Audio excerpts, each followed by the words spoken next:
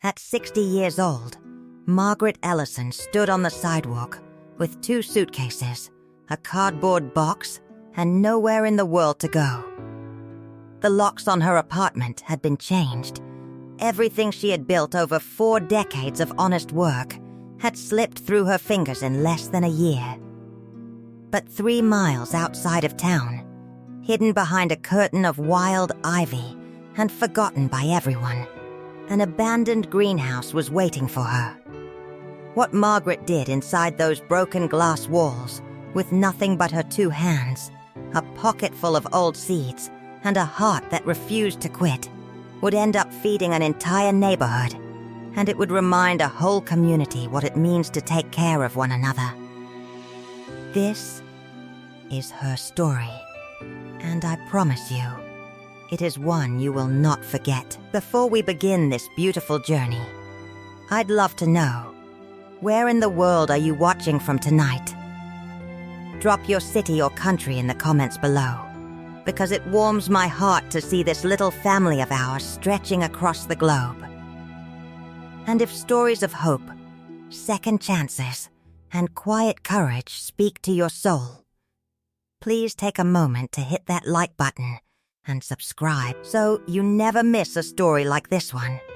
It truly helps more than you know. Now, get comfortable, take a deep breath, and let's step into the story of Margaret and the greenhouse that changed everything. The morning it all ended began like any other. Margaret woke at 6, the way she had for 40 years, and put the kettle on before she remembered, all over again, that there was no one to share the tea with. Harold had been gone for 14 months. Some mornings the grief arrived before her feet touched the floor.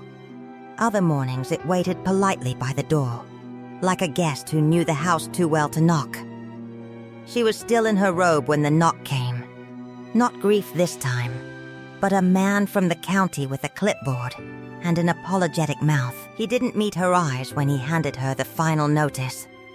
He said the words 72 hours the way people say things they wish they didn't have to say. Quickly, quietly, as if softness could change their meaning. Margaret had known it was coming. Knowing didn't make it smaller. The trouble had started the way trouble often does, slowly. Then, all at once, Harold's illness had lasted 2 years, and the bills had outlasted him. The savings went first, then the little certificate of deposit they'd been so proud of, then the wedding silver, then the car. Margaret had gone back to work at 68 cents above minimum wage, standing 8 hours a day at a register with knees that complained like old floorboards. It wasn't enough. It was never going to be enough. The rent went up in January, and the arithmetic of her life simply stopped working, no matter how many times she did it over. She spent those last 3 days sorting a lifetime into 2 piles, what she could carry and what she couldn't.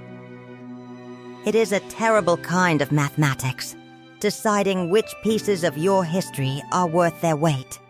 She kept Harold's flannel shirt, the green one that still held the shape of his shoulders. She kept her mother's Bible with the pressed violet inside. She kept a photo album, a good kitchen knife, a cast-iron pan that had cooked 10,000 suppers, a wool blanket, and a small tin box that had belonged to her grandmother. A box she hadn't opened in years, though she knew exactly what was inside. Everything else went to the curb or to the church donation bin, and Margaret tried not to watch strangers carry away the furniture of her marriage. On the last morning, she stood in the empty apartment and listened.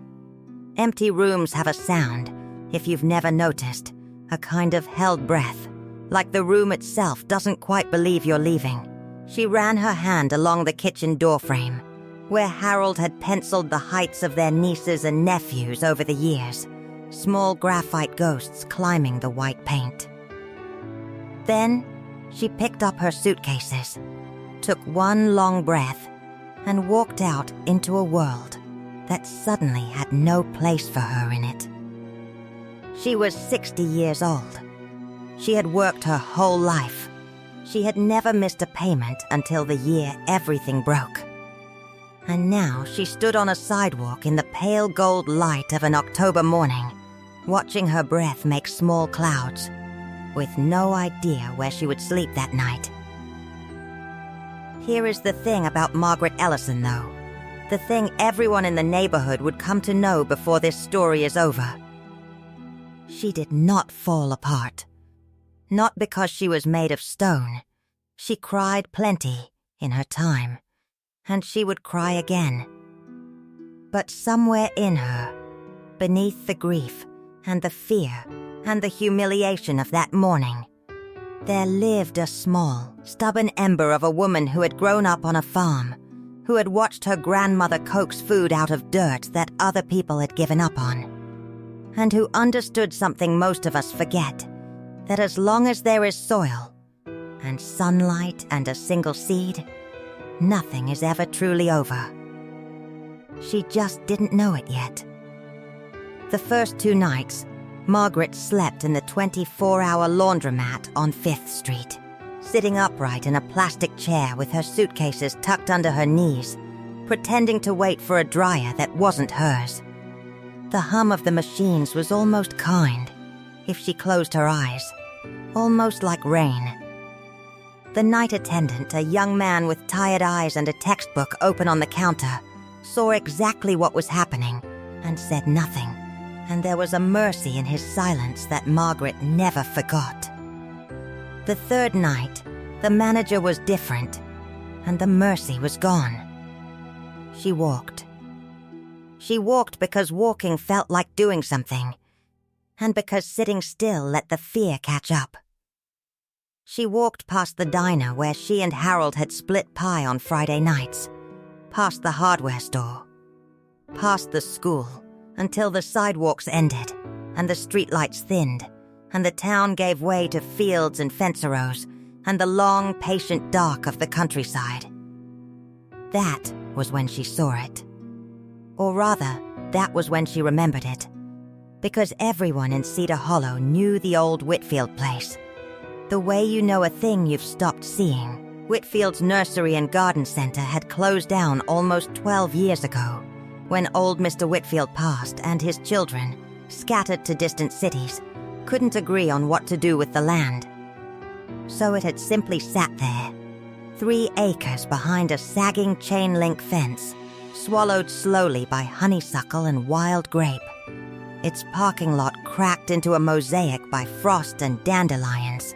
And at the back of the property, catching the moonlight like a great glass ship run aground in a sea of weeds, stood the greenhouse. It was a big one, the commercial kind, 100 feet long, with a ridged glass roof and steel bones gone orange with rust. Half the panes were broken or missing. Ivy had climbed one whole end of it and hung down inside like green curtains. It was, by any reasonable measure, a ruin. Margaret stood at the fence for a long time, her fingers hooked through the cold chain link, her breath fogging in the dark. The wind moved through the broken panes and made a low, hollow sound, almost like a voice. Not a frightening voice, something more like a question. There was a gap in the fence where a fallen limb had peeled the wire back years ago. Later, Margaret would say she didn't remember deciding anything. Her feet decided. She gathered her suitcases, ducked through the gap, and walked up the buckled gravel path through waist-high grass that soaked her shoes with dew, until she stood before the greenhouse door. It wasn't locked. It hadn't been locked in a decade. The handle turned with a groan of rust, and the door swung inward, and Margaret Ellison stepped out of the cold October night and into the place that would save her life. Inside, the air was different. That was the first thing she noticed. Outside, the night had teeth. Inside, even with half the glass gone, the air held a faint, stubborn warmth, the day's sunlight, stored in the concrete floor and the old brick knee walls, released slowly into the dark like a memory of summer, It smelled of dust and rust and rain. But underneath all of that, unmistakably, it smelled of earth. Living earth. The smell went straight past Margaret's mind and into her childhood, and for one dizzy moment she was 8 years old again, standing in her grandmother's garden with dirt under her fingernails, and the whole world still ahead of her. She found a corner at the far end where the roof glass was intact, swept it clear of leaves with her shoe, spread her wool blanket over a wooden potting bench, and lay down with Harold's flannel shirt folded beneath her head. Above her, through the grimy panes, the stars were smeared into soft halos of light. The wind sang its low note through the broken places.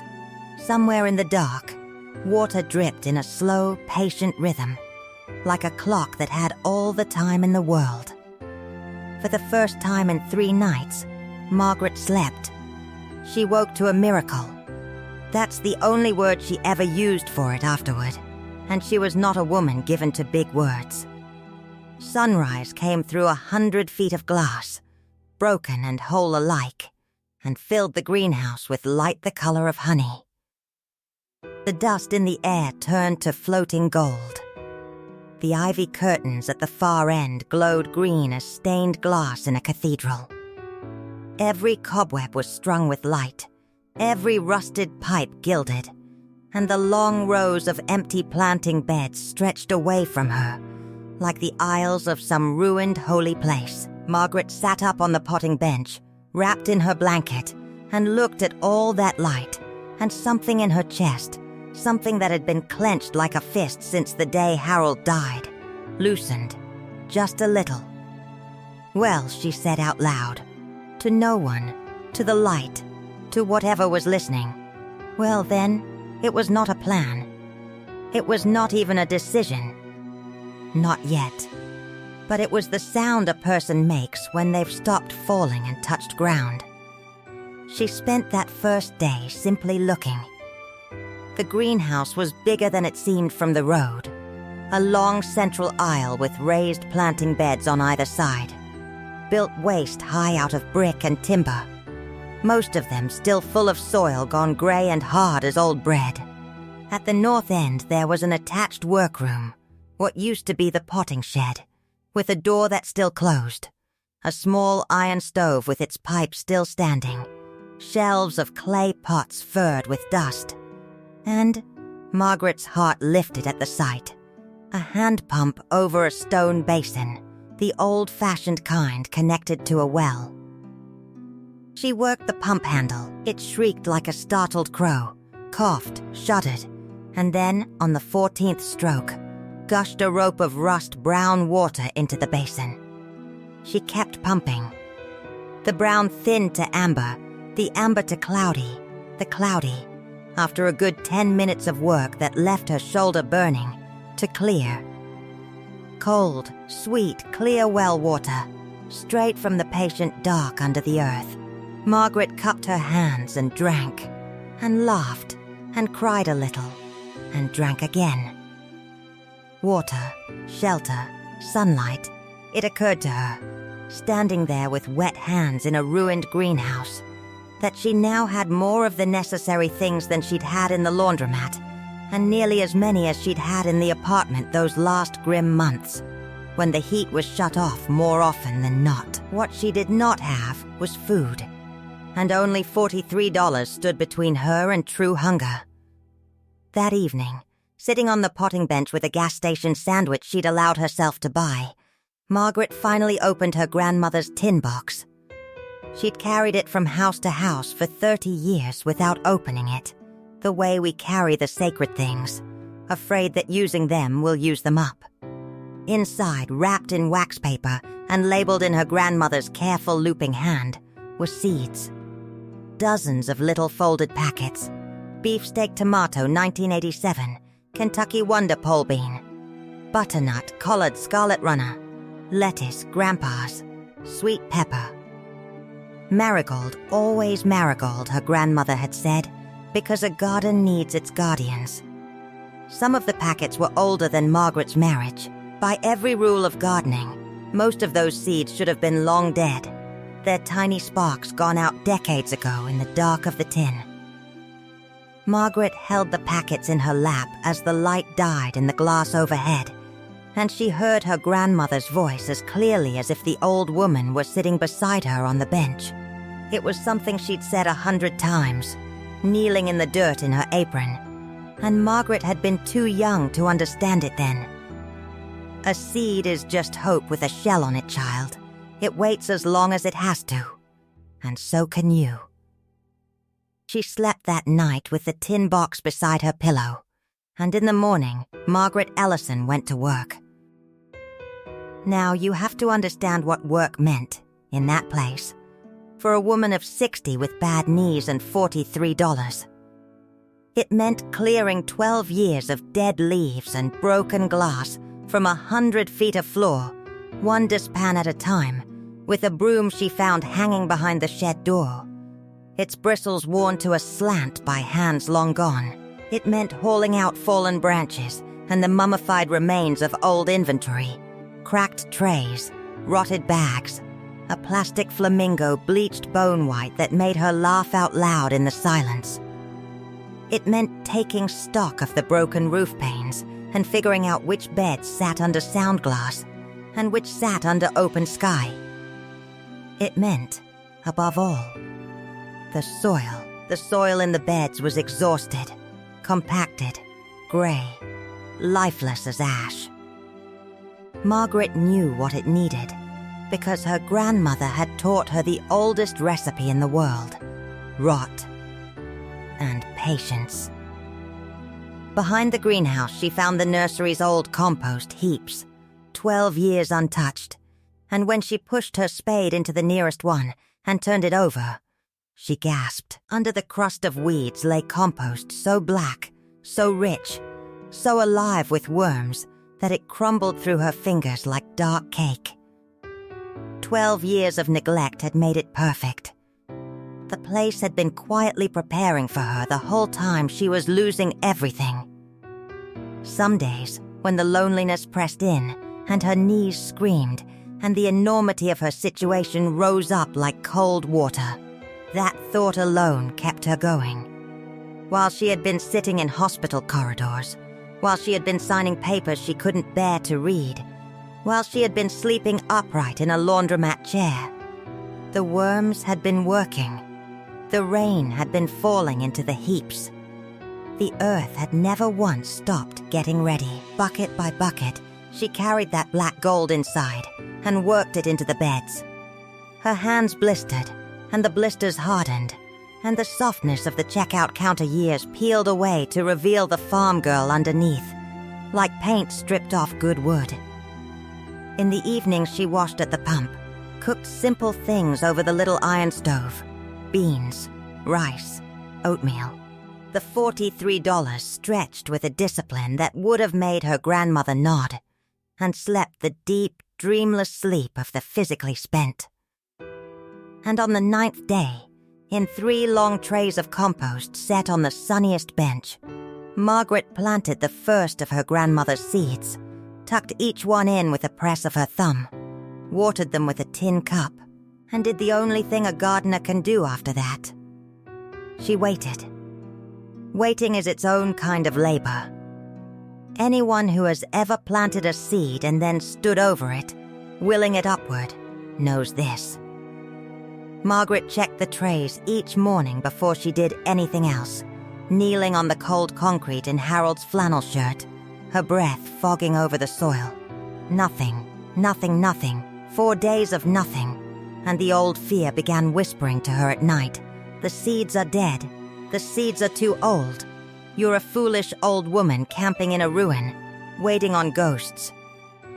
On the 5th morning, in the tray marked lettuce, a hair-thin loop of green had broken the surface of the soil. Margaret made a sound she hadn't made in years. Half laugh, half sob, and pressed her hand over her mouth as if the seedling might startle. One loop of green, thinner than thread, bent under the weight of a single crumb of soil it was patiently lifting toward the light. By afternoon, there were 9. By the next morning, 30. And the tomato tray had joined in, and the collards. And Margaret walked up and down the aisle of that broken greenhouse, laughing like a woman who had just been told the tumor was benign, the war was over, the child was found alive. Her grandmother's seeds, some of them nearly 40 years old, had waited. And so had she. And both of them, it turned out, still had life left that no eviction notice could touch. From that day forward, the greenhouse changed, and so did Margaret. There is a particular medicine in being needed, even if the ones who need you are only seedlings. She rose with the sun because they needed water. She patched the worst of the broken panes with salvaged plastic sheeting and duct tape, $3 precious at the hardware store. Because they needed warmth. She thinned and transplanted and staked and talked to them, the way her grandmother always had, in a low-running murmur about the weather and the state of the world and Harold, especially Harold. Until the greenhouse had heard the whole story of her marriage, 40 years of it, told to an audience of leaves. October softened into November. The days shortened, but the greenhouse gathered every hour of thin winter sun and held it, and the little iron stove, fed with deadfall wood from the overgrown lot, split by hand with a rusted hatchet she'd sharpened on a brick, kept the potting room warm enough to live in. She insulated her sleeping corner with cardboard and the plastic sheeting. She was not comfortable, not by the standards of her old life. But she was warm. She was busy. She was drinking clean water and eating the first of her own lettuce by the end of November, and every single morning, something in her world was growing. You would be surprised, she certainly was, how much of a broken heart can be splintered by that one simple fact. She stayed out of sight those first months. Shame is a heavy coat, and Margaret still wore it. She timed her walks to town for early morning, bought her beans and oats and powdered milk at the discount grocery where no one knew her, and spoke to almost no one. If anybody in Cedar Hollow wondered what had become of Margaret Ellison, they assumed she'd gone to stay with family somewhere. The way people assume, the way people let each other disappear. The first person to learn the truth was a child. It was a gray Saturday in early December when Margaret, turning compost behind the greenhouse, heard the fence rattle and looked up to see a boy of about 10 wriggling through the gap, a backpack on his shoulders, and the particular, purposeful stealth of a kid going somewhere he'd been before. He made it 3 steps into the weeds before he saw her and froze, the way rabbits freeze, every muscle deciding between run and stay. "Morning," Margaret said, and went back to turning the compost, because she knew rabbits, and she knew boys, and she knew the worst thing you can do to either one is stare. The boy watched her for a full minute. Then, in the tone of someone gathering courage, "You're not supposed to be here. This place is abandoned." So it was, Margaret agreed, not looking up. Question is, what's a fellow with a backpack doing coming through that fence like he owns the gap? Silence, then, grudgingly.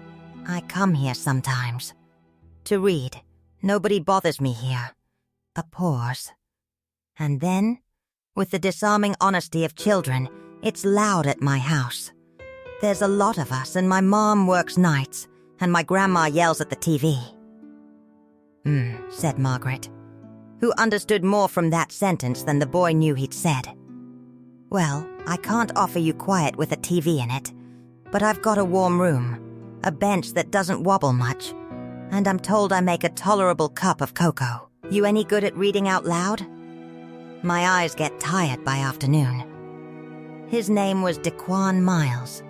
He was 10 years old, the middle child of 5, and he read to her that first afternoon from a battered library copy of a book about a boy who survives alone in the wilderness, which made them both laugh once they saw the joke of it. He came back the next Saturday, and the one after that. He was the one who first walked the rows of the greenhouse with his mouth open, touching the tomato leaves and smelling his fingers, saying, "You grew all this? Out of just dirt?" And he was the one, of course, because 10-year-olds are the finest broadcasting system ever invented, who told his mother. Renata Miles showed up on a bitter evening in mid-December, and she did not come the way her son had. She came to the front, to the door, and she knocked, and when Margaret opened it, Renata stood there in her home health aid scrubs, with a covered dish in her hands and tears standing in her eyes, and she said, "Ma'am, my son says you've been feeding him cocoa and greens all month, and he says you live here, and I need to know, are you all right out here? Because it is 28 degrees tonight." And Margaret, who had rehearsed a dozen dignified deflections for exactly this moment, opened her mouth to deliver one, and instead, to her own horror, burst into tears on the doorstep of her own ruin. Renata Miles set the dish down on the step and put her arms around a woman she had never met, and held her in the cold for a long time. And that, right there, was the true beginning. Not the seeds, not the greenhouse. That, because a garden can feed a body, but it takes another human being, standing in the cold, refusing to let go of you. To convince a heart that it hasn't been thrown away, they talked until nearly midnight, the three of them, over Renata's chicken and rice warmed on the iron stove. Margaret told the whole of it. Harold, the bills, the notice, the laundromat, the moonlit walk, the tin box of seeds. Renata listened the way tired people listen to stories that could have been their own, nodding in the hard places. She was raising 5 children on a homemaid's wages in the Marsh Creek neighborhood, just down the road, where, she said, the last real grocery store had closed 3 years back, and now it was a 40-minute bus ride to buy a fresh tomato. So mostly, nobody did. Mostly, it was the dollar store and the gas station. Mostly the kids in Marsh Creek grew up thinking vegetables came in cans or didn't come at all. Margaret listened to that and looked down the long glass aisle at her beds of winter greens, glowing faintly in the stove light, and something began to turn over in her mind, slow and heavy and certain, like good soil under a spade. "Renata," she said, "how many families would you say live in Marsh Creek? Couple hundred. Easy. Why?"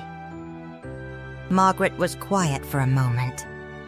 Then she said, "Because I've got 100 feet of glass, 3 acres of ground come spring, a compost pile the size of a school bus, and more of my grandmother's seeds than one old woman could ever eat. And it occurs to me that I've been thinking about all this exactly backwards. I've been hiding out here, growing food so I wouldn't starve." She looked up, and there was something new in her face, something Renata would later say she never forgot. "But honey, nobody ever planted a garden just to not starve. You plant a garden to live. Winter is a strange season to begin something, and yet that is exactly when the greenhouse began. Perhaps it's fitting. Everything in this story began in the cold. The eviction in October, the seeds in November, and now, in the deep of December, the idea that would grow larger than any of them. It started small, the way true things do. Renata came back 2 days after that first night, and this time she brought her sister Dominique, who worked at the school cafeteria. And Dominique brought rubber gloves, a car trunk full of cleaning supplies, and a skepticism she wore like armor until the moment she stepped through the greenhouse door and saw the winter light coming down through the glass onto the green rose, and said, quietly, "Oh, just that." Oh, people said that a lot, their first time. The greenhouse had a way of answering questions before they were asked. The three women worked through the holidays. They cleared the last of the debris from the far end. They scrubbed decades of grime from the south, facing pains until the light doubled. Dequan and his older brother Marcus hauled wood and turned compost for Coco, and the sheer novelty of being trusted with a hatchet and a wheelbarrow. On Christmas Eve, the six of them, Margaret, Renata, and all 5 Miles' children, ate supper together at the potting bench under the glass, with candle stubs burning in clay pots down the length of the aisle. And the youngest, a 4-year-old named Amara, fell asleep in Margaret's lap, holding a marigold that had no business blooming in December, but was blooming anyway. Margaret sat very still that night, so as not to wake the child, and looked down the candlelit rows, and understood that she was having Christmas in her home. Not a ruin, not a hideout, a home. It had happened at some point without her noticing, the way seeds sprout under the surface long before anything shows. In January, they planned. Margaret drew maps of the beds on the backs of old seed catalogs from the shed and made lists in her small, exact handwriting. If they started seedlings in February under the sound glass, they could have transplants by April. And if they could reclaim even half an acre of the old outdoor growing field by spring, then by July, Margaret did the arithmetic 3 times because she didn't believe it. By July, they could be harvesting enough to feed not 1 family, not 6, but 40 or 50, week after week, all through the season. That's if we had hands, she said. Hands and hoses and lumber and a prayer. You leave the hands to me, said Renata, and there was steel in it. Marsh Creek's got plenty of hands. What Marsh Creek never had was a reason. Word went out the way word goes out in a neighborhood like that. Over back fences, in the church basement, at the bus stop, in the school pickup line. There's a lady out at the old Whitfield place. She's growing food, real food. She's giving it away, and she'll teach anybody who wants to learn. Some people laughed. Some people said it wouldn't last, or that there had to be a catch, because in Marsh Creek experience had taught folks that free things usually cost the most. But some people came. The first Saturday in February, Margaret expected maybe 5 volunteers. 19 showed up. They came stamping through the fence gap in work boots and church shoes, in parkas and hoodies, carrying what they had. A retired mechanic named Walter Osai with a toolbox and a bad hip and 40 years of knowing how to fix anything with a motor. A young couple, Sam and Priya, who'd just lost the lease on their food truck and had nothing to give but knife skills and heartbreak. A widow named Miss Lucille, 81 years old, who announced that she couldn't kneel and couldn't lift, but she could start seeds. Sitting down, thank you, and she'd been doing it since before Margaret was born. 3 teenagers Renata had recruited with the promise of community service hours, who came sullen and left, to their own bewilderment, laughing. And a quiet man named Tom Riers, who said almost nothing that first day, worked harder than any 2 others, and only later, months later, told Margaret that the morning he first came through the fence he had been on his way somewhere much darker, and the greenhouse had simply been on the way, and hands in the dirt turned out to be the thing that made the next morning possible. And then, the one after that. Margaret learned all their stories in time, because a garden is a confessional with better light. People will tell the soil things they'd never tell a room. Side by side, weeding, hands busy and eyes safely down, the whole neighborhood slowly emptied its pockets of grief, layoffs and diagnoses, sons in trouble, mothers fading, marriages holding on by a thread. And Margaret listened, and the greenhouse listened, and none of it fixed anything exactly. And yet everyone left lighter than they came. Every single time. By late February, the propagation benches were full. Hundreds of seedlings in salvaged trays and yogurt cups and egg cartons, tomatoes, peppers, collards, kale, squash, beans, and marigolds. Always marigolds, because a garden needs its guardians. Walter had resurrected an ancient rototiller from the shed, coaxing it to life with the tenderness of a man performing surgery. Sam and Priya organized the potting room into something that gleamed. Miss Lucille held court on a stool by the stove, starting seeds and dispensing 81 years of opinion, and the teenagers, Jalen, Marcus, and a fierce, sharp-eyed girl named Keisha, turned out to have a genius for building, and rebuilt the outdoor beds from pallet wood like they were getting paid, which they were. In Margaret's cooking and in something rarer, the experience of being spoken to like their hands mattered. And Margaret moved through it all like the quiet center of a wheel. She was still living in the potting room, that was no secret anymore, and the neighborhood had responded not with pity, but with a mattress, a proper quilt, a battery lantern, curtains that Miss Lucille sewed from feed sack fabric because, she sniffed, a lady's window ought to have curtains, even a glass one. Nobody made a fuss. Things simply appeared, the way the compost had been quietly making itself all those years. Marsh Creek did not have much money, Margaret came to understand, but it was rich in exactly the currency the greenhouse ran on, showing up. In early March, the seedlings went into the greenhouse beds, and the first spring rain drummed on the patched glass roof all night long, and Margaret lay under her new quilt listening to it, and realized that she could not remember, in her entire adult life, ever having been surrounded by this many people who knew her name and were glad of it. She had lost an apartment. Somehow, in the losing, she had gained a village. But every story worth telling has its cold snap, its late frost, the night that tests what's been planted. Margaret's came in April, on official letterhead, in the hands of a man in a gray suit who stood at the fence gap where the whole thing had begun and did not duck through it, and called out across the yard in a flat, procedural voice, "I'm looking for whoever is responsible for all this. This is private property. You're trespassing, all of you."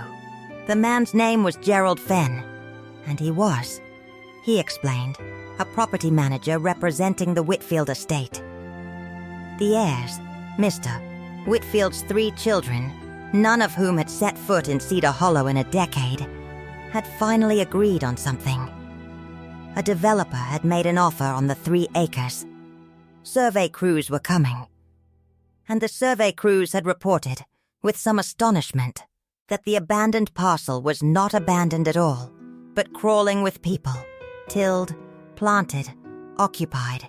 "You have 30 days to vacate," Fenn said, and he said it the way the county man had said 72 hours all those months ago, quickly, quietly, eyes on his clipboard. After that, the estate pursues removal. "I'm sorry, it's not personal. It never is," Margaret thought. That's the trouble with it. Nothing that breaks a person is ever personal. The volunteers gathered around her in the aisle after he'd gone. 20-some faces turned toward her under the glass, waiting to see which way she'd bend.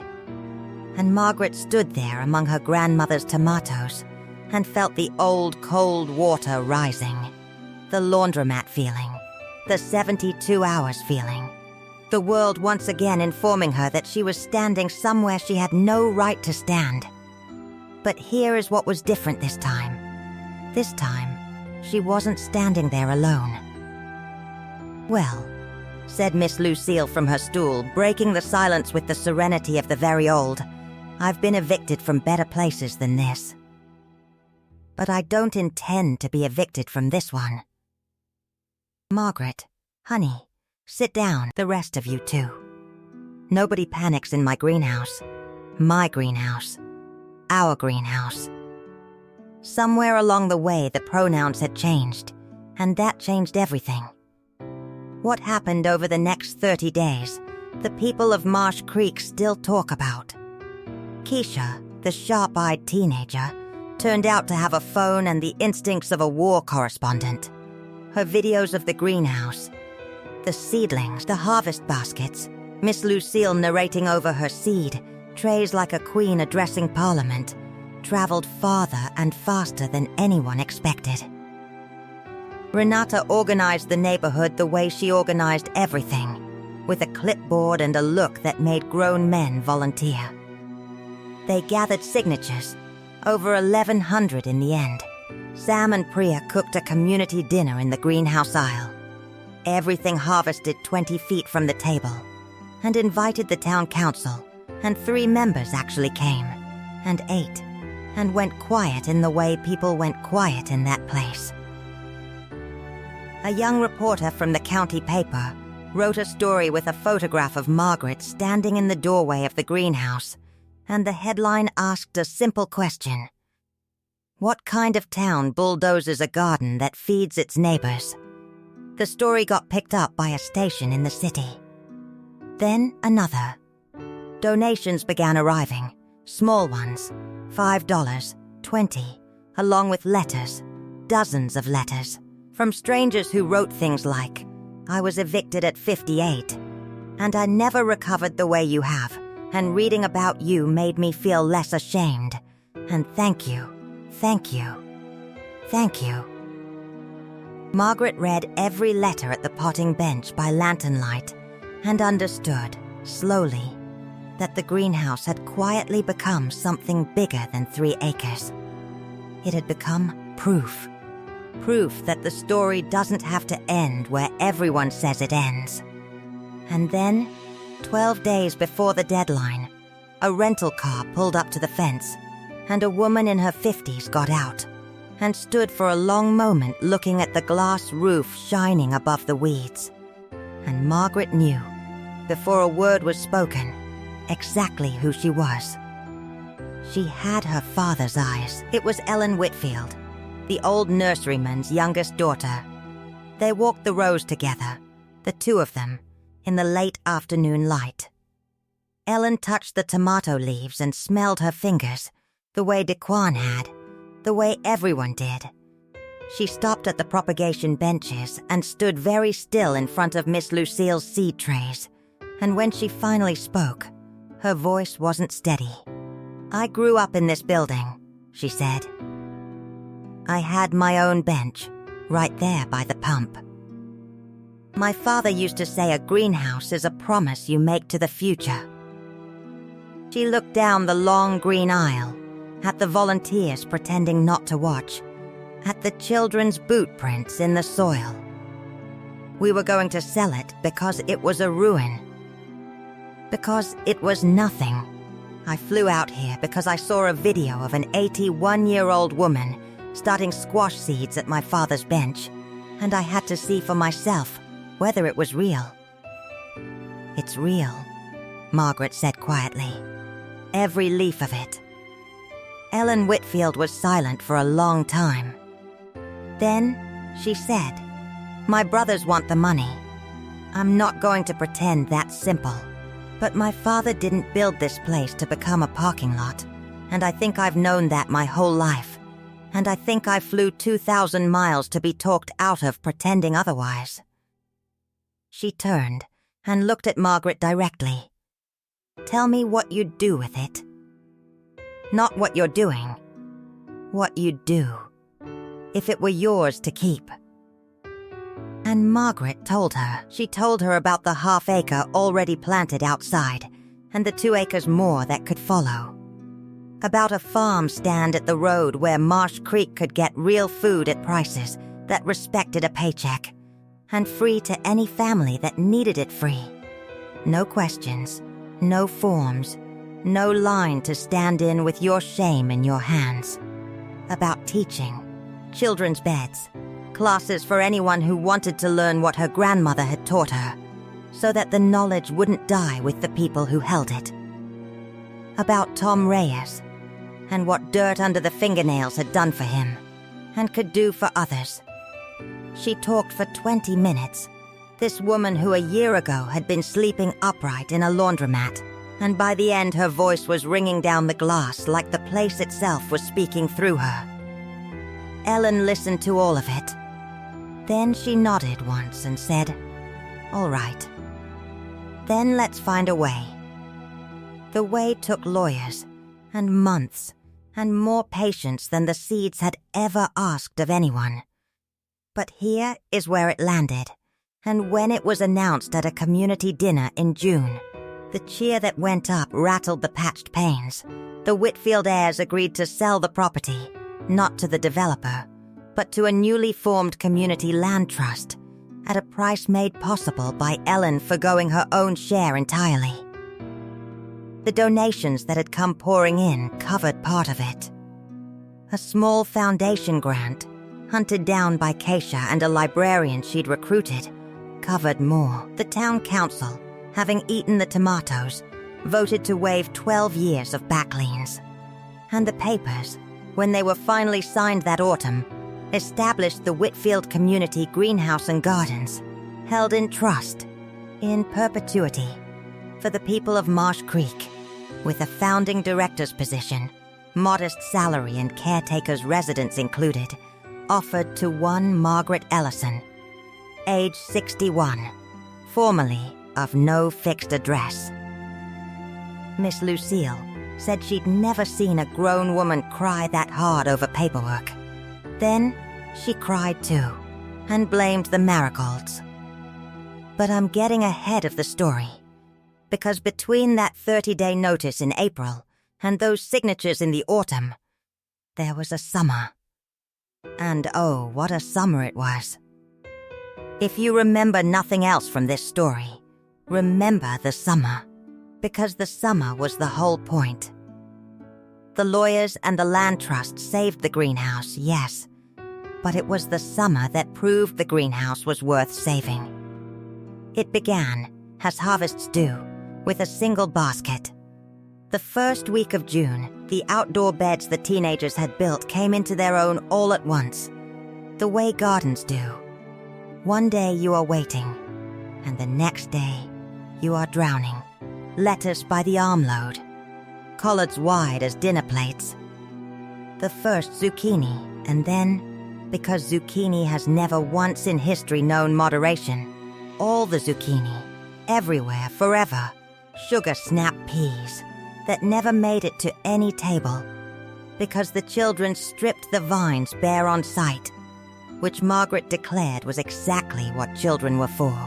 And in the greenhouse beds, protected and warm, the tomatoes, her grandmother's beefsteaks, descendants of seeds folded into wax paper in 1987, began to blush at the shoulders, green going gold going that deep, sunset red, that no store tomato has ever worn honestly. The first farm stand was 2 sawhorses and a barn door for a table, set up at the road on a Saturday morning under a hand-painted sign that Amara, now 5, had decorated with handprint flowers. The sign said, in Renata's strong letters, "Whitfield Gardens, pay what you can." No one turned away. Margaret stood behind that barn door table at 7 in the morning, with her heart hammering like a girl at a dance, terrified, suddenly, that no one would come, that it had all been a private dream shared by 20 volunteers, and the neighborhood at large would drive past without slowing. By 7:15, there was a line. She never forgot the first customer. An elderly man named Mr. Abernathy, who walked with 2 canes and lived alone in the yellow house at the end of Marsh Creek Road, worked his way down the table touching things gently and stopped at the tomatoes, and stood there so long that Margaret asked if he was all right. And Mr. Abernathy said, without looking up, "My wife grew these. Beefsteaks, 40 years she grew them, right up until the year she passed." I haven't had a real tomato in 11 years, because the ones at the gas station taste like disappointment, and I couldn't see the point. He picked one up and held it in both hands like something that might fly away. How much? For you, Margaret said. The price is you have to tell me her name. Eleanor, he said. Her name was Eleanor. Then, these are Eleanor's tomatoes, and there's no charge for a woman's own tomatoes, Margaret said, and put 4 of them in a bag, and added a bundle of basil on top. And Mr. Abernathy stood at that barn door table and wept without shame, and 3 people in line behind him wept too. And that was the first 15 minutes of the first day of the farm stand at Whitfield Gardens. By noon the table was bare, and the coffee can that served as a cash box held a strange and beautiful archaeology, crumpled 20s from those who had them. Quarters counted out from car ashtrays. A folded note that said thank you, we needed this, with no money in it at all. And Margaret kept this one for the rest of her life. A child's drawing of the greenhouse with a sun over it, offered solemnly in trade for 1 cucumber, an exchange rate Margaret honored on the spot, and considered, ever after, the best deal she ever made. Word spread the way the smell of good cooking spreads. The second Saturday, the line formed before they finished setting up. By the third, Renata had organized a rotation of volunteers, and Sam and Priya had begun doing simple cooking demonstrations at the end of the table. Because, as Priya gently pointed out, a bag of collard greens is not a gift to someone who has never been taught what to do with it. And there is no shame in not knowing. There is only the shame we attach to it. And food should never carry shame. So she stood at a camp stove and cooked greens with garlic in a battered pan, handing out samples on torn bread, and taught 100 hurried mothers 3 recipes that took 15 minutes and cost almost nothing. And if you want to know what changed dinner tables in Marsh Creek that year, it was that battered pan as much as anything growing in the ground. And the food went out. That was the arithmetic that mattered. The arithmetic Margaret did at the potting bench each Sunday night in her small, exact handwriting, and it never stopped astonishing her. 20 families a week at first. Then 40. Then 60. Free boxes, packed quietly on Friday evenings, went out by Renata's minivan to the doors of families she knew from her home care rounds. The shut-ins, the new mothers. The households where pride would never allow a person to stand at a table and ask. No forms. No questions. Just a box on a porch with a marigold laid on top. Because a gift should look like a gift. The greenhouse fed people that summer. But listen, and this is the part Margaret always insisted on. When the reporters came, and they did come, the food was the smallest part of what got grown. Jalen, one of the sullen teenagers from February, discovered that he could graft tomatoes, that his hands simply knew how. And by August, he was running the propagation benches with a swagger he had never once been able to find at school. And in September, a teacher stopped Renata in the grocery store to ask what on earth had happened to that boy over the summer, because he'd turned in his first essay in 2 years, and it was about roots. Tom Reyes, the quiet man, planted a bed of sunflowers along the fence without asking anyone, and tended it with a privacy everyone respected, and when they bloomed, 100 faces turning together to follow the light, he stood in front of them for a long time one evening.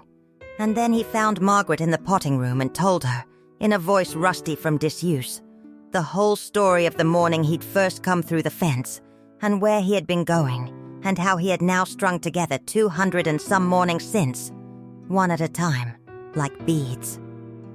Margaret listened, and held his hand, and did not say anything wise, because she had learned from the soil that most things do not need words.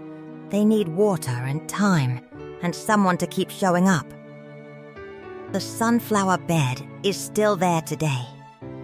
It gets replanted every year. Nobody has ever had to explain why. Miss Lucille turned 82 in July, and the whole garden threw her a party under the glass, and she held court from her stool and informed them all that she had buried a husband, 2 sisters, and every friend of her youth, and had fully expected to spend her last years as a piece of furniture in front of a television, waiting. And instead, she said, lifting her paper cup of lemonade like a chalice, "I am needed. At 82, I am needed 6 days a week. And I will thank the good Lord and Margaret Ellison in that order, and I intend to be a great deal of trouble for years to come." She was 2. She kept that promise better than most people keep any. And Margaret. Margaret spent that summer the way a wick spends itself in a lamp, burning steadily, giving light, somehow never burning down.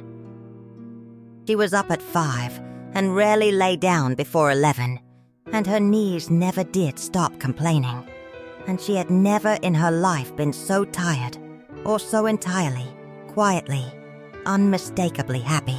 Some evenings, after everyone had gone home and the cicadas took over the choir, she would walk the rows alone in the long gold light with a cup of tea, touching leaves, murmuring her low-running murmur, and she would talk to Harold. She told him about Mr. Abernathy and Eleanor's tomatoes. She told him about Jalen's grafts and Tom's sunflowers and the coffee can archaeology. She told him she missed him every single day, and that missing him had somehow become something she could carry while her hands did other things. The way you carry a stone in your pocket, always there, worn smooth, no longer sharp. "You'd never believe it, Harold," she said one evening in August, standing in the doorway, watching the swallows stitch the sunset over 3 acres of growing food. "I lost everything, and it turned out everything wasn't what I thought it was. Of course, no true story is all sunlight, and I would be lying to you if I told you that summer passed without its trials. Gardens teach you early that trouble is not a possibility but a schedule, and the only question is what you do when it arrives." The first trouble was water. July brought a drought, 3 weeks without rain, the kind of heat that makes the horizon swim, and the old well, faithful as it had been, could not keep pace with half an acre of thirsty vegetables plus 100 feet of greenhouse. Margaret watched her seedbeds crack and felt the old cold water of fear rise, the irony of it not lost on her, to be drowning in worry over the absence of water. But this is what had changed since October, and she had to keep relearning it, because self-reliance is a habit that dies hard in people who have been let down.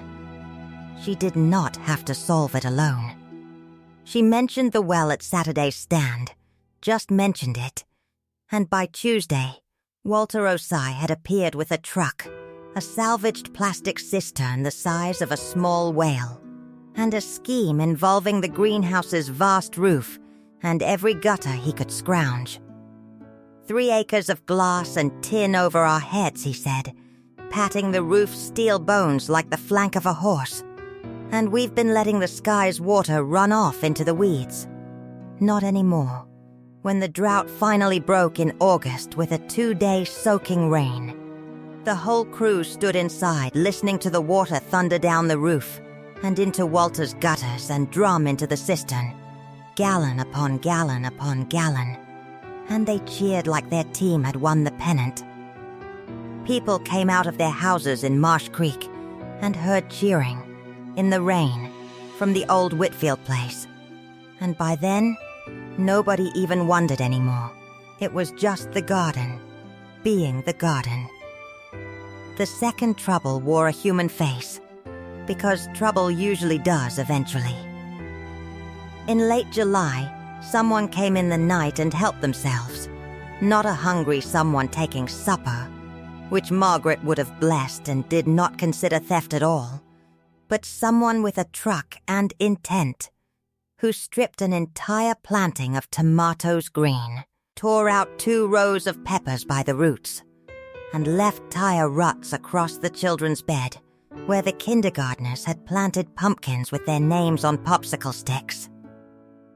The volunteers arrived that morning to the wreckage, and the mood turned dark fast, the way it does. There was talk of cameras, of fences, of taking turns sitting up nights with a flashlight, and worse. Keisha was already drafting a furious post, and Margaret stood in the ruined Pepper Row for a long while, an old woman in a flannel shirt with her arms crossed. And then she said the thing that people in Marsh Creek still quote to each other, all these years later.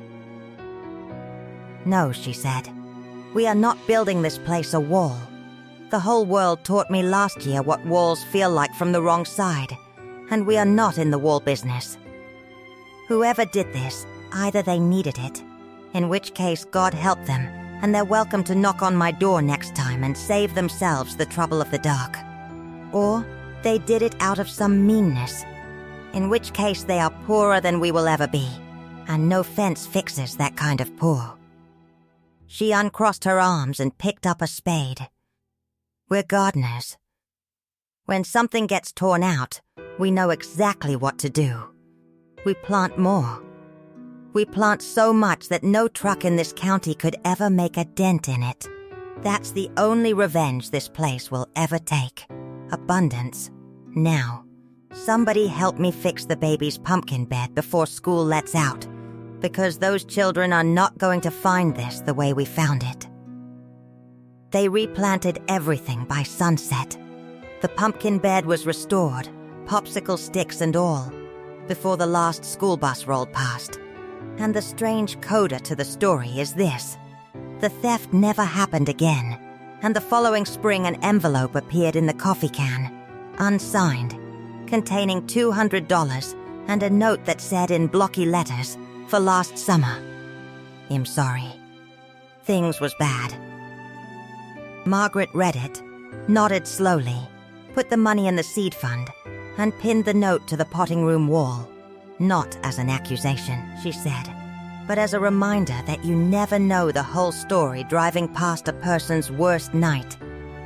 It hung there for years, next to the child's drawing of the greenhouse with the sun over it, the 2 of them together saying most of what there is to say about human beings. The third trouble was the one Margaret told no one about for as long as she could get away with it, which, in a community of people who loved her and watched her like hawks, turned out to be about 11 days.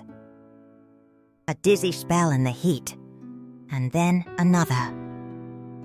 A morning her heart fluttered in her chest like a bird against a pane, standing at the pump. She was 61. She had been running on purpose and adrenaline for a solid year, and her body sent her a bill. It was Renata who caught her, of course. Renata, who assessed frail bodies for a living and could read exhaustion at 40 paces. And Renata who marched her, protesting the entire way, to the clinic, where a kind young doctor said the words dehydration, blood pressure, and, with gentle emphasis, 61, not 31, and prescribed rest with the resigned air of a man who could already tell that his patient regarded rest as a controlled substance.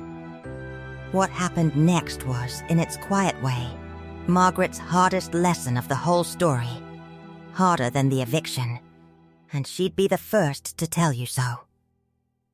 Because the garden did not need her to be its engine. For 2 weeks she was under strict orders, enforced by Miss Lucille, who accepted the role of warden with terrifying enthusiasm, to sit in a lawn chair in the shade and direct traffic with nothing heavier than a pointed finger. And from that lawn chair, Margaret watched the thing she had built run without her. Walter managed the water. Renata ran the stand. Jalen ran the benches. Sam and Priya ran the kitchen. Dequan, 11 now and grown 2 inches, walked the rows each morning with her clipboard, taking notes in her exact small format, deadly serious, and reported to her lawn chair like a lieutenant. And Margaret sat in the shade with her tea and watched it all, and felt something she had to sit with for a few days before she could even name it. It wasn't uselessness. It was the opposite. It was the discovery that she had not built a garden that depended on her. She had built a garden that had learned her. Everything her grandmother had poured into her, she had poured into this ground and these people, and it had taken.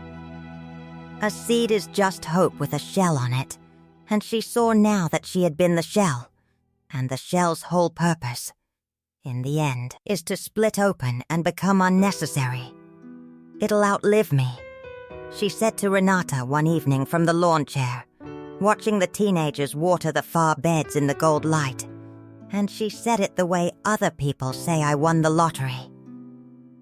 That's the general idea of a garden, I'm told, said Renata, and refilled her tea. Before I carry you into autumn, there are 2 more small stories from that first summer that I can't leave in the drawer, because Margaret never could either. The first is about jars. In late August, when the tomatoes crested like a red tide and even the free boxes couldn't keep pace, Miss Lucille announced that the garden was about to commit the one sin her generation did not forgive, waste, and that she required a kitchen, a card table, and every wide-mouthed jar in Marsh Creek by Thursday. What she got was the church basement kitchen, 11 card tables, 400 jars unearthed from basements and attics all over the neighborhood, many still bearing masking tape labels in the handwriting of women long gone, Tomatoes 79, Piccalilli, mothers, and a rotating crowd of 30 people who mostly had never canned so much as a peach. For 4 Thursdays running, that basement steamed like a locomotive. Miss Lucille ran it from a chair by the stove with a wooden spoon for a scepter, teaching blanching and headspace and the gospel of the sealed lid, and the room filled with the particular music of a big put-up, the rolling boil, the laughter, the gossip pitched under the rattle of jars, and then the sound Margaret said she'd carry to her grave, the pinging. If you've never canned, you may not know it. As the sealed jars cool on the towels one by one, each lid pops down with a small bright ping, like a coin dropped in a tin cup, and every ping is a jar that's sealed, a jar that will keep, a little red sun banked against the winter. 30 people would fall silent every time, and then cheer softly, and Miss Lucille would nod like a general receiving a salute. By September there were 600 jars, sauce, whole tomatoes, salsa, green beans, piccalilli from a recipe Miss Lucille dictated from memory and guarded like a state secret, stacked in the church basement, and the greenhouse potting room in glowing red and green walls. All winter long, those jars rode out on the free boxes. And more than one family in Marsh Creek will tell you that the sound of that winter, the sound of making it through, was the sound of a jar of August being opened in January. The second story is about a young man with tired eyes. One Saturday morning near the end of that first summer, Margaret looked up from the barn door table and found herself face to face with someone she knew and could not place. Mid-20s, polite, a textbook under his arm, and he smiled at her confusion and said, 24-hour laundromat, 5th Street, night shift. And the summer went quiet around her for a second, because it was him, the attendant from those first 2 homeless nights. The boy who had seen an old woman pretending to wait for a dryer that wasn't hers, and had chosen, at whatever risk to his job, to let her be. He had recognized her photo in the county paper, he said, and had been meaning to come for weeks. He was in nursing school now, still working nights, still tired. Margaret came around the table and took both his hands, and the line behind him waited, because the line at Whitfield Gardens had learned by then that some transactions take precedence. "You were the first," she told him. "Before the greenhouse, before the seeds, before any of it. The first, Mercy. You didn't say a word. And it was the loudest kindness anybody showed me that whole year. I never got to thank you." The young man, his name was Elias, looked at his shoes and said he hadn't really done anything. And Margaret said that was exactly the point, and exactly wrong, both at once, and that he was going to have to accept a bag of tomatoes and a standing invitation, because the garden paid its debts. He came back too. All through nursing school he came, studying at the potting bench some nights the way Dequan had read there, because it turned out the greenhouse was still the quietest loud place in the county. He graduated.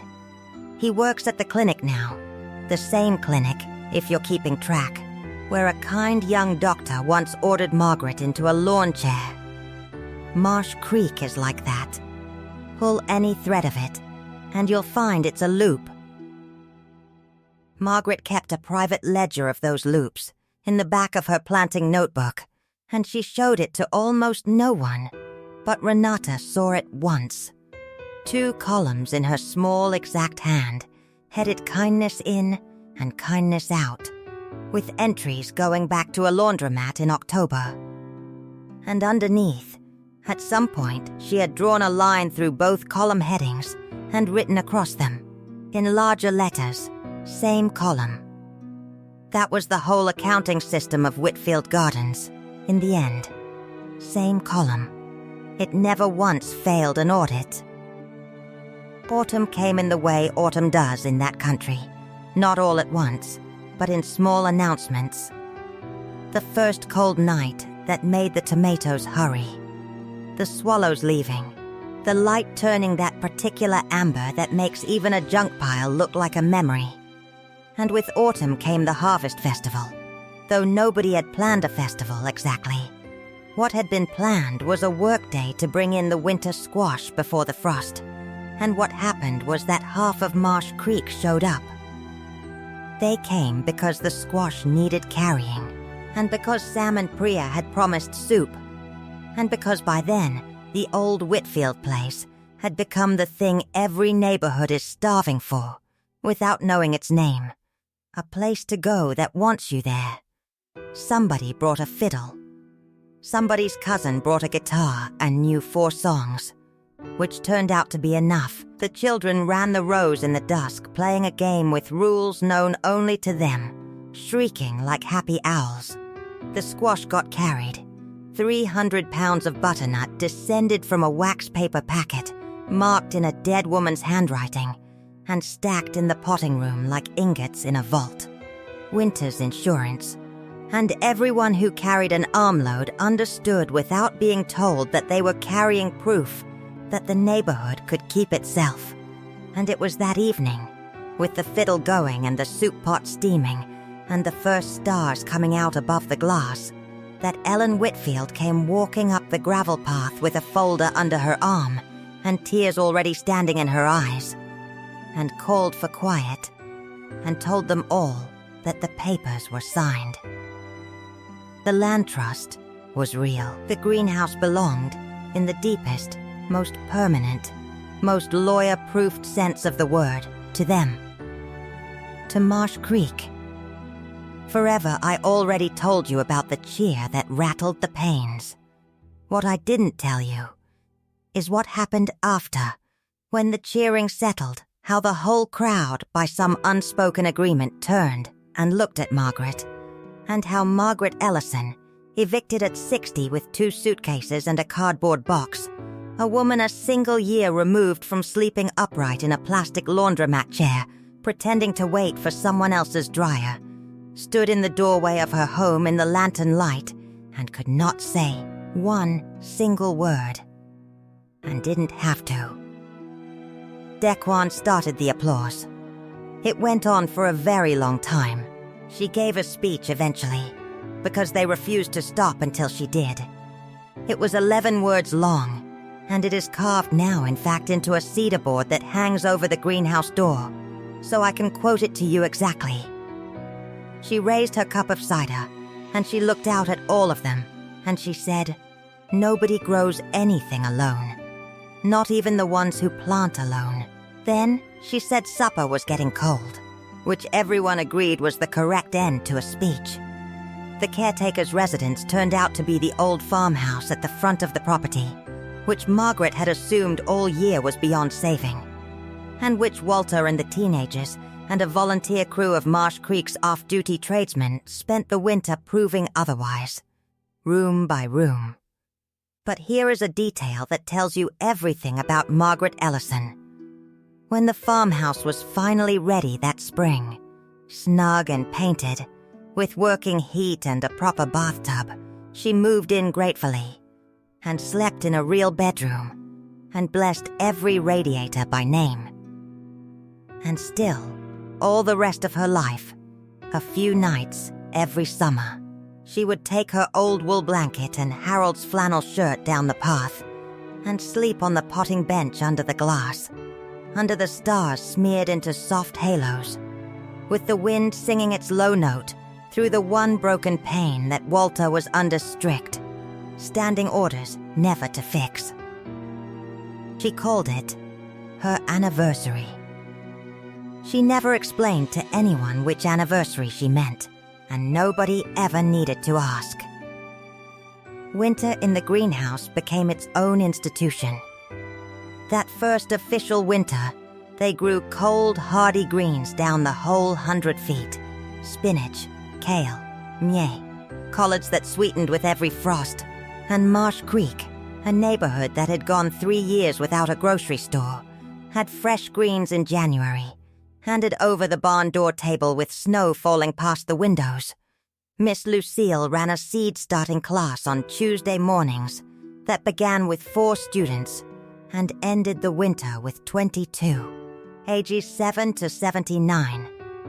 And she taught them the way she'd been taught in the 1950s, with cigar boxes and sand and superstition and rigor, and every one of them left able to make food come out of dirt, which is a form of wealth no bank has ever figured out how to repossess. And on the winter solstice, the longest night, the night the old farmers always said the light turns around and starts coming back, they held the first solstice dinner, a tradition that continues to this day. One long table, built of planks and sawhorses, running the entire length of the greenhouse aisle. Every seat filled, candles in clay pots down the whole 100 feet, the way Margaret had first done it for 6 people on a Christmas Eve when the whole thing was still a secret. Everything on the table grown, raised or baked within a mile of the chairs. And before anyone ate, Margaret would stand, every year, for all the years she had, and say the same thing, and the room would say it with her by the end. The children loudest of all, on the darkest night, we eat from the summer. That's what a seed is. That's what a neighbor is. Light, saved up, passed on. If you had told her, on the October morning she stood on the sidewalk with 2 suitcases, that any of this was 14 months away, she would not have believed one word of it. That is worth sitting with for a moment, I think, wherever you are tonight, whatever sidewalk you may be standing on in your own life. She would not have believed one word of it. And it was already on its way to her. The compost was already turning. The seeds were already waiting in the tin. The people were already living all around her, unmet. The whole rescue was already assembled. Every part of it. On the other side of the worst day of her life, and the only thing the worst day actually did, in the end, was open the door she'd never have opened on her own.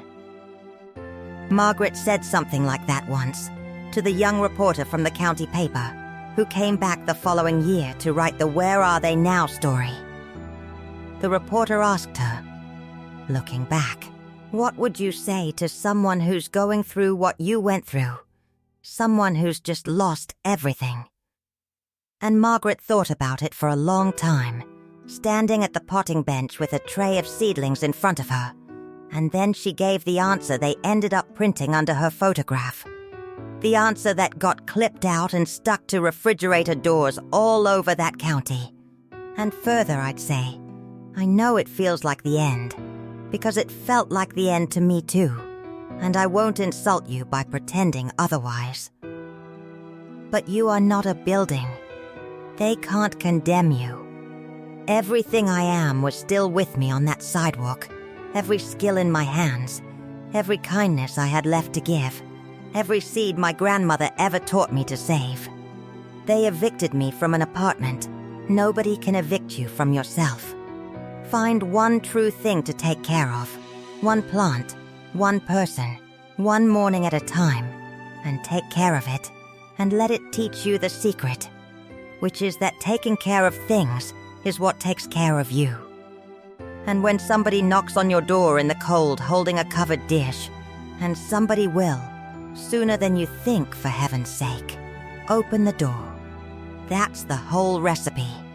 That's everything I know. The years that followed have a way of blurring together when I try to tell them. The way good years do.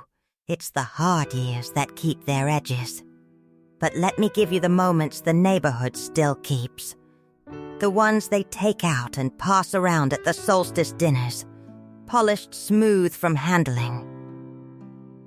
There was the spring of the second year, when Sam and Priya were married in the greenhouse aisle, under an arch that Jalen and Keisha built and Tom Reyes covered entirely in sunflowers, and Margaret walked Priya down the 100 feet of glass, because Priya's own parents were an ocean away and had asked over a crackling phone line, "Is there an elder there who can stand for us?" And Marsh Creek had answered that question so thoroughly that there was very nearly a fist fight among the elders over the honor, which Miss Lucille settled by appointing herself mother of the bride and Margaret the officiant's escort. Because, she said, at 83 she outranked everyone, including the minister. The wedding supper was of course grown on site. The leftover flowers went out the next morning on the free boxes. Some of the marigolds from that arch were left to go to seed, and their grandchildren flowers still come up volunteer along the center aisle every summer, uninvited and completely welcome, which, as Margaret pointed out, is the best kind of wedding guest. There was the day the second greenhouse went up, a smaller hoop house, bought with 2 years of coffee can money, and a grant Keisha wrote herself at 17. The first grant of what would turn out to be many. Because Keisha went on to college on a scholarship, her essay almost certainly won her. An essay about an abandoned nursery, an evicted woman, and the discovery that a neighborhood is a garden that grows people. She read it out loud at the solstice dinner before she left for school, and made it about 4 sentences past the part about Margaret before the whole table was gone, and Walter Osai, a man who had once repaired a rototiller during his own retirement party, had to walk out and stand in the dark for a while, and came back saying it was the cold air, and everyone kindly agreed that it was the cold air. There was Mr. Abernathy, who came every single Saturday for 3 years for Eleanor's tomatoes, and who, in his last summer, too weak by then to walk the rows, was driven down by his nephew every Friday evening instead, and sat in a chair at the end of the tomato bed in the low light with a cup of tea, not talking much, just sitting where things were growing.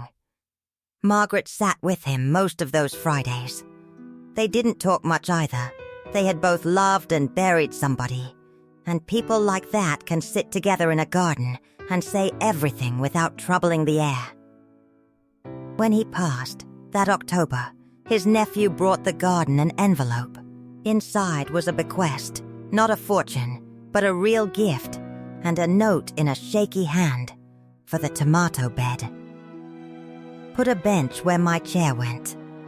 Tell them it's Eleanor's bench, not mine. She was always the gardener. I was just the man lucky enough to carry her baskets. The bench is there now, at the end of the beefsteak row, with both their names on it after all, because Margaret overruled him on that one point and said he'd forgive her. It is by long tradition where you sit at Whitfield Gardens when you are missing somebody. It has never once had a shortage of company, and it has never once felt like a sad place to sit. That was Margaret's genius, maybe.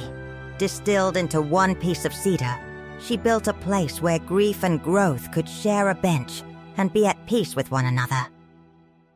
There was Dequan. Oh, you should see what the years did with Dequan. The 10-year-old who came through the fence gap with a backpack, looking for quiet. He grew up right there in the rows, summer by summer.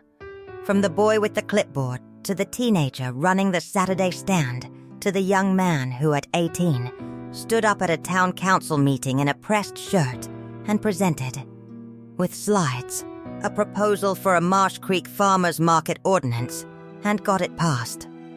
He went off to the state university to study, and no one in the greenhouse was even slightly surprised. Horticulture. He calls Margaret every Sunday evening. He has done it for years, from his dorm, from his first apartment, from the extension office where he works now, teaching other neighborhoods to do what Marsh Creek did. Every Sunday, the phone rings in the farmhouse, and Margaret settles into her chair by the window, where she can see the glass roof catching the last light, and says, "Well, hello, Professor. Tell me everything." And he does. She kept every one of his popsicle stick plant markers from that first children's bed. They're in the tin box now, folded in with what remains of her grandmother's seed packets, which tells you exactly what Margaret considers them to be. There was the hailstorm in the 4th summer. I promised you honesty, and honesty includes hail. 20 minutes of ice stones the size of walnuts on an August afternoon. And when it passed, a third of the greenhouse glass was gone and the outdoor beds looked like a battlefield, tomatoes down, corn snapped, a summer's work shredded in the time it takes to bathe a child. Margaret stood in the aisle amid the broken glass, and everyone who was there tells it the same way. And she looked around at the damage and at the volunteers standing frozen with their hearts in their shoes. And what she said was, "Nobody's hurt. Everything else on this property can be replanted, and I ought to know." Then she picked up the broom. That was all. She picked up the broom, and everybody exhaled, and everybody picked up something, and within an hour there was music playing. Because Keisha, home for the summer, declared that cleanup goes faster with a beat.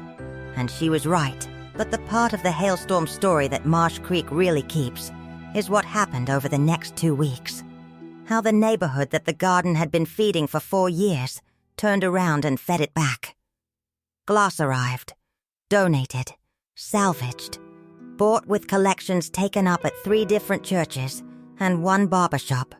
A glazing crew from 2 towns over showed up on a Saturday, unpaid, saying their foreman's mother got a free box every week the winter she had cancer, and this was them settling the bill.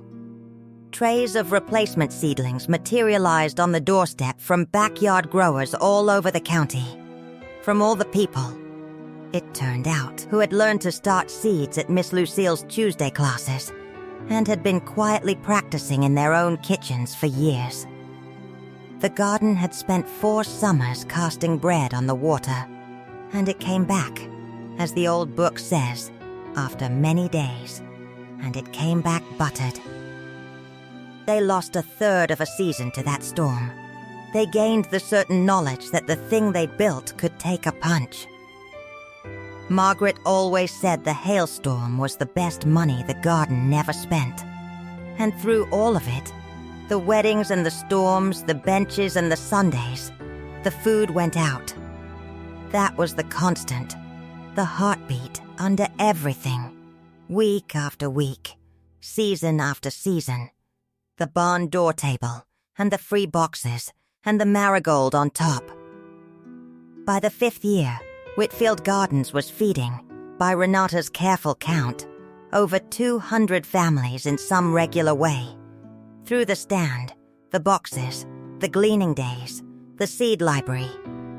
The classes that turned customers into growers, who then needed the stand a little less, which Margaret insisted was the entire point, and the only kind of success she was interested in. A food desert, the officials had called Marsh Creek once, in a report nobody in Marsh Creek was consulted on. Nobody calls it that anymore. You can't. There's a 3-acre argument against it, standing in glass at the end of Marsh Creek Road, visible from the highway when the light hits it right, looking for all the world like a great glass ship that ran aground in a sea of weeds and decided, instead of rusting, to set sail right there in the dirt. And I have to tell you about the seed library, because in Margaret's own reckoning it was the most important thing on the whole property. More important than the glass, more important than the beds. It began in the 3rd autumn, with a single wooden card catalog cabinet that the town library was throwing out. 30 little drawers with brass handles, built in an age when things were built. Walter refinished it. Keisha lettered it.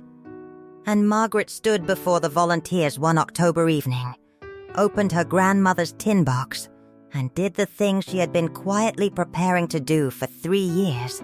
She divided the inheritance. Seeds saved from that summer's crops, the beefsteaks, the Kentucky wonders, the butternuts, the collards, the marigolds. All of them direct descendants of wax paper packets folded by a farm woman's hands half a century before, went into the little drawers, in envelopes free for the taking. The rules of the seed library fit on one index card, and they are Margaret's grandmother, word for word, passed through Margaret's pen. Take what you'll plant. Plant what you take. Save the best, and bring some back. That's not a rule for seeds, child. That's a rule for everything. The seed library has never once run empty. It has run low, some springs, and then filled again by June, because Marsh Creek learned to save seed the way it learned everything else, at Miss Lucille's elbow. And now, there are beefsteak tomatoes descended from that 1987 packet, growing in backyards across 3 counties, and in a schoolyard, and in a prison horticulture program 2 hours north that wrote to ask, and received, and wrote again the next year to say the men had saved seed and brought some back, in an envelope, by mail, because the rule is the rule. Margaret read that letter out loud at the solstice dinner, and then couldn't read the last line, so Daquan read it for her. The last line said, "Tell whoever started this that things grow in here now. Both kinds." Somewhere in all of this, you understand, an answer had quietly assembled itself to the question that October morning had asked. The question every eviction, every loss, every ending asks a person. Which is, what was it all for then? Everything you built, if it can be taken like this. And the answer, standing in 30 small drawers with brass handles, was, nothing that matters is stored where they can take it. Margaret's grandmother had been dead for 40 years, and she fed 200 families last summer. Put your treasure in seeds and in people. It's the only vault there is. I want to take you to one more place before we close, because Margaret would want you to see it. It's a small scene, and quiet, and nothing happens in it, which is exactly why it matters. It is a morning in late May, 7 years after the eviction. Margaret Ellison is 67 years old. She wakes at 5:30 in the farmhouse. She has given up pretending she'll ever sleep past it, and puts the kettle on, and while it heats, she stands at the kitchen window and watches the sun come up over the glass roof of the greenhouse. the way she has a couple of thousand mornings now, and it has not once, not one single morning, become ordinary to her. The light comes over the tree line and hits the ridge of the roof and runs down the panes like something poured, and the whole structure lights up gold. And inside it, she knows, the dust is turning to floating sparks, and the rows are waking up. She makes 2 cups of tea. She has done this every morning for 7 years. One for her, and one that she carries down the gravel path and sets on the corner of the potting bench, on the ring stain that has become permanent. In the spot where a green flannel shirt hangs on a nail that Walter mounted there, without ever asking why. Because Walter is the kind of man who fixes what a person needs fixed, and lets them keep their reasons. She doesn't cry when she sets the cup down. Most mornings she smiles. "Morning, Harold," she says. "Beans are up. You'd complain about the rabbits. I let them have the edge row, call it rent." Then she drinks her own tea walking the aisle in the gold light, checking leaves, murmuring her low-running murmur, and the greenhouse hums around her. Water in the pipes, sparrows in the eaves, the tick of glass expanding in the sun, the sound of a place fully alive, a place that was a ruin, a place that was going to be a parking lot. At 6:30, the gravel crunches. It's Miss Lucille, 88 now, delivered daily by her great-nephew, still absolutely refusing to die while there are seeds to start and opinions to distribute. At 7, 2 of the new volunteers, young mothers from the far end of Marsh Creek. At 7:15, a school bus of 3rd graders for planting day, pouring up the path like spilled marbles, and Margaret stands in the doorway of her greenhouse to receive them the way her grandmother once stood in a garden to receive her. And one small girl stops in the doorway, looks down the impossible green length of it, all that light, all those growing things, and says, "Whoa, who made this?"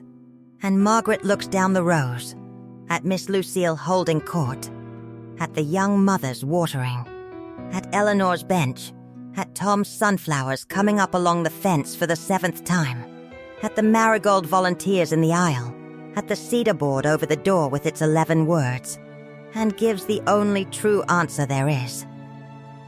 "Everybody," she says. "Everybody made this. Want to help make some more?" That's where I'll leave her if you don't mind, in the doorway, in the light with her hand out to the next small gardener. Some stories you end. This one you just step out of quietly and let it keep going. Because it is still going. The beds get planted every spring. The boxes still go out with a marigold on top. The solstice table still runs the length of the aisle. And every Sunday evening, a phone still rings in a farmhouse and a voice still says, "Well, hello, Professor. Tell me everything. So what do we carry home from Margaret's story, you and I, sitting here together at the end of it? I've turned it over many times, and I keep arriving at the same few things. So let me set them down gently, like seeds in a tray, and you can water whichever ones are yours. The first is this. Rock bottom is not always what it appears to be. Sometimes what feels like the floor giving way is actually a door opening downward into soil. Margaret lost her apartment, and it was a genuine loss and a genuine injustice, and nothing in this story is meant to prettify that. She slept in a laundromat, and she was afraid, and no one should have to be either. But the eviction did not have the final word, because Margaret still held everything that was actually hers. Her hands, her knowledge, her kindness, her grandmother's stubborn seeds, and her grandmother's more stubborn lessons. The world can take a great deal from a person. It cannot take what a person is. If life has recently emptied your hands, look again. Slowly. They are not as empty as they feel. The second, begin before you believe. Margaret did not plant those first seeds because she had faith it would all work out. She planted them because planting was the next right thing in front of her, and she could do it, so she did. The believing came later. It sprouted like everything else. You do not have to see the whole staircase, or even the next step. You only have to do the next true thing. Sweep one floor, prime one pump, press one seed into one tray of dirt. Hope, it turns out, is less often a feeling that leads to action than an action that leads to a feeling. The third, let people in. This is the one Margaret said was hardest, and the one she said mattered most. Her pride nearly kept her hidden in that greenhouse, safe, surviving, and alone. And the whole rest of the story, every bit of it, everything green and good, came in through a door she almost didn't open, on a cold night, to a woman holding a covered dish. Need is not shameful. Need is the seam where people join. Every neighborhood on this earth is full of Renatas and Walters and Miss Lucille's, standing ready, waiting only for the door to crack open.